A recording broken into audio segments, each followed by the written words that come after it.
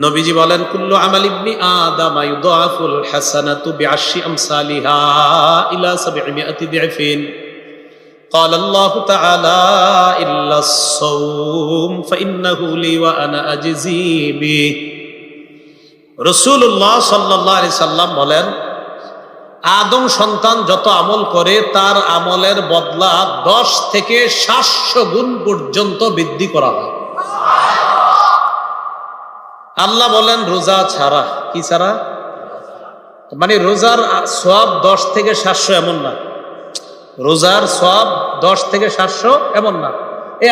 আমরা আমল করব, তো নবীজি বলেন তোমাদের এই আমল 10 থেকে 700 আল্লাহ চাইলে বাড়াবে, আরো বাড়াইতে পারে। কিন্তু আল্লাহ বলেন রোজার বিষয়টা এমন না। আল্লাহ বলেন রোজা এমন একটা বিষয়, ফাইন্নাহু লি ওয়া আনা আজজি বিহি। রোজা আমার, রোজা মানুষ আমার জন্য রাখে, আমার খুশির জন্য রাখে, আমাকে খুশি করার জন্য রাখে। সামনে ইফতার, বান্দা খায় না, ঘরের ভিতরে যদি দরজা লাগিয়ে 1 গ্লাস পানি পান করে খাইতে পারে, বান্দা পান করে না। পানির নিচে ডুব দিয়ে যদি পানি পান করে, বান্দা পারে কিন্তু করে না। বান্দা যদি কিছু খেয়ে ফেলে মানুষের আড়ালে, করতে পারে, কেউ দেখবে না, কিন্তু বান্দা এটা করে না, কারণ সে আমার জন্য রোজা রাখছে। তা এটার পুরস্কার আমি আল্লাহই দিব। আল্লাহ কি দিবে? আল্লাহর দেওয়া কেমন হতে পারে আল্লাহ ভালো জানেন। কিছু আমল নামা তো আল্লাহ লেখায়, রোজার ব্যাপারে আল্লাহ কয় আরে এটার পুরস্কার আমি দিব। রব যত বড়, রবের পুরস্কার তত বড়। সুবহানাল্লাহ। বলেন রব যত বড়, রবের পুরস্কার। ভাই একটা রোজা ভাঙবো না তো ইনশাআল্লাহ? সবগুলা রোজা ইনশাআল্লাহ আমরা রাখবো ইনশাআল্লাহ। এগুলো 1 নাম্বার। রোজার পুরস্কার স্বয়ং কে দিবেন? আল্লাহ। 2 নাম্বার, এটা কি কাল, গরমকাল না শীতকাল? গরমকালে রোজা রাখার একটা আলাদা পুরস্কার আছে। সুবহানাল্লাহ। গরমকালে রোজা রাখার একটা পুরস্কার আছে। قال رسول الله صلى الله عليه وسلم, রাসূলুল্লাহ সাল্লাল্লাহু আলাইহি ওয়াসাল্লাম বলেন, মান আ'তাশা নাফসাহু ফি সাইফিন। নবী বলেন কোন বান্দা যদি নিজের নফসটাকে, নিজের জানটাকে পিপাসার্ত রাখে গরমকালে। কোন কালে? গরমকালে। এর মানে গরমকালে যদি কেউ আল্লাহর জন্য সিয়াম পালন করে আর নিজের আত্মাটাকে পিপাসার্ত রাখে গরমকালে, সাকাফুল্লাহু ইয়াউমাল আতশি। কিয়ামতের ময়দানে মানুষ যখন পিপাসার্ত থাকবে, ওই কিয়ামতের ময়দানে আল্লাহ ওই বান্দাকে ওই পিপাসার্ত অবস্থা থেকে তার পিপাসা দূর করার জন্য, তৃষ্ণা নিবারণের জন্য আল্লাহর পক্ষ থেকে আল্লাহ পানি পান করার ব্যবস্থা করে দিবেন। তাহলে গরমকালে যদি কেউ রোজা রাখে, নিজেকে ক্ষুধার্ত রাখে, পিপাসার্ত রাখে, আল্লাহ কিয়ামতের ময়দানে তাকে পানি পান করিয়ে তার পিপাসা দূর করবেন, আল্লাহ দূর করার ব্যবস্থা করে দিবেন। 3 নাম্বার, যারা রোজা রাখে তাদের জন্য জান্নাতের, শুধু রোজাদার যারা হবে আর কি, মানে রোজাদার বলতে তার মানে নামাজ পড়বেন না এমন না, নামাজ তো পড়বে, অন্যান্য ইবাদতের পাশাপাশি স্পেশাল ভাবে নামাজি আবার রোজাদার, নামাজি আবার রোজাদার, মানে সব ঠিক আবার রোজাদার। এই রোজাদাররা জান্নাতে যাওয়ার আলাদা স্পেশাল একটা দরজা আছে, ওই দরজা দিয়ে শুধু রোজাদাররাই যাবে, অন্য কেউ যাবে না। قال رسول الله صلى الله عليه وسلم, নবীজি বলেন, ইন্না ফিল জান্নাতি বাবান ইউকালু লাহু আর-রায়্যান। নবীজি বলেন জান্নাতের একটা দরজা আছে, তার নাম হলো রায়্যান। ইয়াদখুলু মিনহুস সাইমুন। ওই রায়্যান নামক দরজা দিয়ে রোজাদাররাই প্রবেশ করবে। লা ইয়াদখুলু মিনহু আহাদুন গায়রুহুম। রোজাদার ছাড়া অন্য কেউ ওই দরজা দিয়ে প্রবেশ করবে না। নবীজি বলেন, ফাইদা দাখালু উগলিকা। রোজাদাররা যখন রায়্যান নামক দরজা দিয়ে প্রবেশ করবে, করার পর উগলিকা, ওই দরজা বন্ধ করে দেওয়া হবে। রায়্যান নামক দরজা দিয়ে জান্নাতে প্রবেশ করার পর যেহেতু এটা দিয়ে শুধু রোজাদাররা প্রবেশ করবে, রোজাদাররা প্রবেশ করার পর ওই রাইয়ান নামক দরজা আল্লাহর পক্ষ থেকে বন্ধ করে দেওয়া হবে, কারণ এটা দিয়ে রোজাদার ছাড়া অন্য কেউ প্রবেশ করবে। 4 নাম্বার, যারা রোজা রাখবে তাদের একটা ঠিকানা, আশ্চর্য ঠিকানা, যেটা আমরা সবার চাওয়া পাওয়া আমাদের, সেটা হলো রোজাদারের ঠিকানা জান্নাত। রোজাদারের ঠিকানা। আবু উমামা রাদিয়াল্লাহু তাআলা তিনি বলেন, আতাইতু রাসূলুল্লাহি সাল্লাল্লাহু আলাইহি ওয়াসাল্লাম, আমি রসুলের কাছে আসলাম, আসার পর বললাম, মুরনি বিআমালিন ইউদখিলুনিল জান্নাহ, ইয়া রাসূলুল্লাহ, এমন একটা আমল আপনি আমাকে বলেন যে আমলটা আমি করব আর ওই আমল আমাকে জান্নাতে প্রবেশ করাবে, এমন একটা আমল আমাকে বলেন। নবীজি বললেন, আলাইকা বিস-সাওম, তুমি রোজা রাখো। কি রাখো? তুমি রোজা রাখো, রোজাকে মজবুত ভাবে আঁকড়ে ধরো, এই রোজা রাখো, রোজাই তোমাকে জান্নাতে প্রবেশ করাবে। 5 নাম্বার, যারা রোজা রাখবে এই রোজা কিয়ামতের ময়দানে রোজাদার বান্দার জন্য আল্লাহর কাছে সুপারিশ করবে। قال رسول الله صلى الله عليه وسلم الصيام والقرآن يشفعان للعبد يوم القيامة, নবী বলেন, রোজা এবং কোরআন বান্দার জন্য কিয়ামতের ময়দানে আল্লাহর কাছে সুপারিশ করে ওই বান্দাকে জান্নাতে নেওয়ার ব্যবস্থা করবে। কোরআন নাজিল হয়েছে কোন মাসে? কোন মাসে? ফরজ রোজা রাখি কোন মাসে? বলেন, সবাই বলেন, ফরজ রোজা রাখি কোন মাসে? কোরআন নাজিল হয়েছে কোন মাসে? সুপারিশ করবে আল্লাহর কাছে কয় জিনিস? রোজা এবং কোরআন। সুপারিশ করবে কয় জিনিস? বলেন। 1 নাম্বার। 2 নাম্বার, কোরআন নাজিল হয়েছে কোন মাসে? রোজা রাখি কোন মাসে? সুপারিশ করবে কয় জিনিস? 1 নাম্বার, 2 নাম্বার কোরআন। রোজা এবং কোরআন। এবার মিলান তো, রমজানে ফরজ রোজা রাখি, রমজানে কোরআন নাজিল হয়েছে, তাই তো রমজানে রোজার পাশাপাশি তেলাওয়াতটাও বাড়ায় দিব। রমজানে রোজার পাশাপাশি তেলাওয়াতটাও বাড়ায় দিব, তাহলে রোজাও সুপারিশ করবে, কোরআনও সুপারিশ করবে। আল্লাহ কথাগুলা বুঝার তৌফিক দান করুন। রমজানের রোজা রাখার পুরস্কার, যারা রমজানের রোজা রাখবে, রাসূলুল্লাহ সাল্লাল্লাহু আলাইহি সাল্লাম বলেন, যে ব্যক্তি রমজানের রোজা রাখবে ঈমানের সাথে আর সওয়াবের আশায়, قال رسول الله صلى الله عليه وسلم من صام رمضان إيمانا واحتسابا غفر له ما تقدم من ذنبه, কোন ব্যক্তি যদি ঈমানের সাথে আর সওয়াবের আশায় রমজানের রোজা রাখে, তার আগের গুনাহগুলো মাফ করে দেওয়া হয়।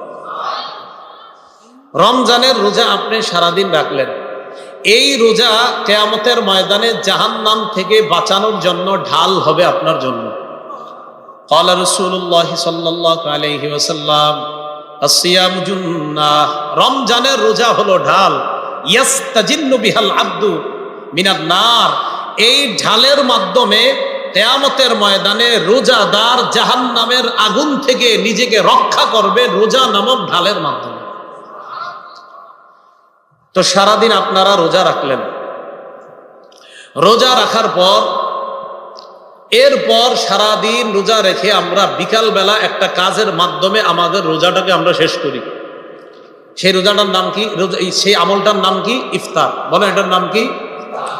রাসূলুল্লাহ সাল্লাল্লাহু আলাইহি সাল্লাম বলেন, লিস-সাইমি ফারহাতান, রোজাদারের জন্য 2টা খুশির বিষয়, ইয়াফরাহুমা, যেই 2টা খুশির বিষয় রোজাদার উপভোগ করবে, যেই 2 সময়ে রোজাদার খুশি হবে। 1 নাম্বার, ফরহাতুন ইনদা ফিত্রি, রোজাদার যখন ইফতার করবে তখন সে খুশি হবে। কেউ কেউ বলেন ঈদের আনন্দ করবে রোজাদার, এক খুশি। আরেকটা হলো ফরহাতুন ইনদা লিকাই রাব্বিহি, আল্লাহর সাথে যখন রোজাদার সাক্ষাৎ করবে তখন হবে তার চূড়ান্ত খুশি। তাহলে রোজাদারের চূড়ান্ত খুশি কার সাথে সাক্ষাৎ করবে? আল্লাহর সাথে। এই হলো ইফতার পর্যন্ত আমরা রোজার বিষয়ে জানলাম। এখন দেখেন, সাহারি খাই কোন অঙ্গ দিয়ে? জিহ্বা। জিহ্বা। বলেন, কি দিয়ে? ইফতার করি কি দিয়ে? সবাই বলেন, রোজার সাহারি শুরু করি কি দিয়ে? ইফতার করি কি দিয়ে? এবার আমার সাথে বলেন, বলেন রোজা ছিদ্র করি জিহ্বা দিয়ে। বলেন তো সাহারি কি দিয়ে হয়? বলেন জিহ্বা দিয়ে। বলেন সাহারি কি দিয়ে হয়? ইফতার কি দিয়ে হয়? রোজা ছিদ্র হয় কি দিয়ে? জিহ্বা দিয়ে। তাহলে রোজা শুরু হয় জিহ্বা দিয়ে, রোজা শেষ হয় জিহ্বা দিয়ে, রোজা ছিদ্র হয় জিহ্বা দিয়ে। সাহাবারা রাসূল সাল্লাল্লাহু আলাইহি সাল্লামকে প্রশ্ন করলেন, হুজুর রোজা আবার ছিদ্র হয় কিভাবে? রাসূলুল্লাহ সাল্লাল্লাহু আলাইহি সাল্লাম বললেন, দুই অপরাধের কারণে রোজা ছিদ্র হয়। এক নাম্বার মিথ্যা কথা বলা, দুই নাম্বার গীবত করা। মানুষ মিথ্যা বলে জিহ্বা দিয়ে, মানুষ গীবত করে জিহ্বা দিয়ে, মানুষ সাহরি খায় জিহ্বা দিয়ে, মানুষ ইফতার করে জিহ্বা দিয়ে, মানুষ সারাদিন কষ্ট করে আল্লাহর জন্য যে রোজাটা রাখলো, এই রোজাটাকেও ছিদ্র করে জিহ্বা দিয়ে তথা মিথ্যা এবং গীবতের মাধ্যমে। এই জন্য এই জিহ্বাকে আপনি হেফাজত করতে হবে যেন আপনার রোজাটা ছিদ্র না হয়। সাহাবী উকবা ইবনে আমির রাদিয়াল্লাহু তাআলা আনহু রাসূলুল্লাহ সাল্লাল্লাহু আলাইহি সাল্লামকে বললেন, মান নাজাতু ইয়া রাসূলুল্লাহ, হুজুর মুক্তির উপায় কি? নবীজি বললেন মুক্তির উপায় তিনটা। এক নাম্বার আমসিক আলাইকা লিসানাক, তোমার জিহ্বা তুমি সংযত রাখবা।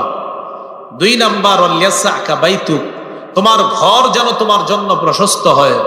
তিন নাম্বার রব্কি আলা খাতিআতিক, তুমি অতীতের গুনাহের জন্য কান্নাকাটি করবা। এই তিনটা কাজ। এক নম্বরে বললেন তুমি জিহ্বা সংযত রাখবা, জিহ্বাকে গুনাহ থেকে তুমি হেফাজত করবা। তিরমিজি শরীফের 2616 নম্বর হাদিস। এই হাদিসের বর্ণনাকারী মুআজ ইবনে জাবাল রাদিয়াল্লাহু তাআলা আনহু। মুআজ ইবনে জাবাল রাদিয়াল্লাহু তাআলা আনহুর বর্ণনা, তিনি বলেন রাসূলুল্লাহ সাল্লাল্লাহু আলাইহি সাল্লাম বললেন, তা'বুদুল্লাহ লা তুশরিকু বিহি শাইআ। এক নাম্বার আল্লাহর ইবাদত করবা, শিরিক করবা না। দুই নাম্বার তুকিমুস সালাহ, নামাজ কায়েম করবা। তিন নাম্বার তুতি যাকাত, যাকাত আদায় করবা। চার নাম্বার তাসুমু রমাদান, রমজানের রোজা রাখবা। পাঁচ নাম্বার তাহজ্জুল বাইতা, হজ করবা। এই পাঁচটা বলার পর নবীজি বলেন, আলা আদুল্লুকা আলা আবওয়াবিল খাইর, আমি কি তোমাকে কল্যাণের দরজা সমূহের কথা বলবো না? আল্লাহ নবী বলেন কল্যাণের দরজা তিনটা। বলেন কল্যাণের দরজা কয়টা? এক নাম্বার সৌজুন্না, এক নাম্বার কল্যাণের দরজা হলো রোজা রাখা। দুই নাম্বার সাদাকা, সদকা করা। তিন নাম্বার সালাতুর রাজুলি মিন জাওফিল লাইল, রাতের বেলায় তাহাজ্জুদ নামাজ আদায় করা। কল্যাণের দরজা তিনটা। এক নাম্বার রোজা রাখা, দুই নাম্বার সদকা করা, তিন নাম্বার রাতের বেলা তাহাজ্জুদের নামাজ আদায় করা। এইবার রাসূল সাল্লাল্লাহু আলাইহি সাল্লাম বলেন, আলা উখবিরুকা বিরাসিল আমরি কুল্লিহি ওয়া আমুদিহি ওয়া দিরওয়াতি সানামি, আমি কি তোমাকে প্রতিটা জিনিসের মূল কোনটা এটা বলবো না? আমি কি তোমাকে খুঁটির কথা বলবো না? আর চূড়ান্ত শাখা কোনটা এটা বলবো না? তো রাসূলুল্লাহ সাল্লাল্লাহু আলাইহি সাল্লাম বলেন, রাসুল আমরি আল ইসলাম, প্রতিটা বিষয়ের মূলের নাম হলো ইসলাম। ওয়া আমুদুহু আস-সালাহ, খুঁটির নাম হলো নামাজ। ওয়া জিরওয়াতুস সানামিহি আল জিহাদ, চূড়ান্ত শাখার নাম হলো আল্লাহর রাস্তায় জিহাদ করা। আল্লাহর রাস্তায় কি করা? এই যে লম্বা কথাগুলো নবীজি এক সাহাবীকে বললেন। এবার দেখেন নবী কি বলে, মুআজ, আমি যে তোমার এতগুলা ওয়াজ করলাম, ইবাদত করতে বললাম, নামাজ পড়তে বললাম, রোজা রাখতে বললাম, হজ করতে বললাম, জিহাদের কথা বললাম, ইসলামের কথা বললাম, কল্যাণের দরজা কোনটা তাও বললাম, মূল কোনটা তাও বললাম, খুঁটি কোনটা তাও বললাম, চূড়ান্ত শাখা কোনটা তাও বললাম। আলা আদুল্লুকা আলা মালাকি যালিকা কুল্লি, আমি কি তোমাকে এই সবগুলার সার নির্যাস কোনটা এটা বলবো না? সব ওয়াজ করার পরে নবী বলে সার নির্যাস কোনটা এটা কি বলবো না? তো মুআজ ইবনে জাবাল বলেন, জি হুজুর বলেন। নবী বললেন, নিজের জিহ্বাটা ধরে বললেন, মুআজ কুফা আলাইকা হাযা, জিহ্বা তুমি নিয়ন্ত্রণ করো, তোমার সব ইবাদত ঠিক থাকবে। তুমি জিহ্বা নিয়ন্ত্রণ করো, তোমার সব ইবাদত কি থাকবে? মুআজ ইবনে জাবাল বলেন, ইন্না লা মুআখাযুনা বিমা নাতাকাল্লামু বিহি ইয়া রাসূলুল্লাহ, ইয়া রাসূলুল্লাহ, জিহ্বার অপরাধের কারণে কি আমাদেরকে পাকড়াও করা হবে? আল্লাহ নবী জবাব দিলেন, হাল ইয়াকুবুন নাস ফিন্নারি আলা ওয়ুজুহিহিম আও আলা মানাখিরিহিম ইল্লা হাসাইদু আলসিনাতিহিম। নবীজি বলেন, বেশিরভাগ মানুষকে জিহ্বার অপরাধের কারণে মাথাটা নিচের দিকে দিয়ে পাগুলা উপরের দিকে দিয়ে আল্লাহ মুখ থুবড়ে জাহান্নামে নিক্ষেপ করবে শুধু জিহ্বার অপরাধের কারণে। কিসের অপরাধের কারণে? জিহ্বা। বলেন সাহরি খাই কি দিয়ে? ইফতার করি কি দিয়ে?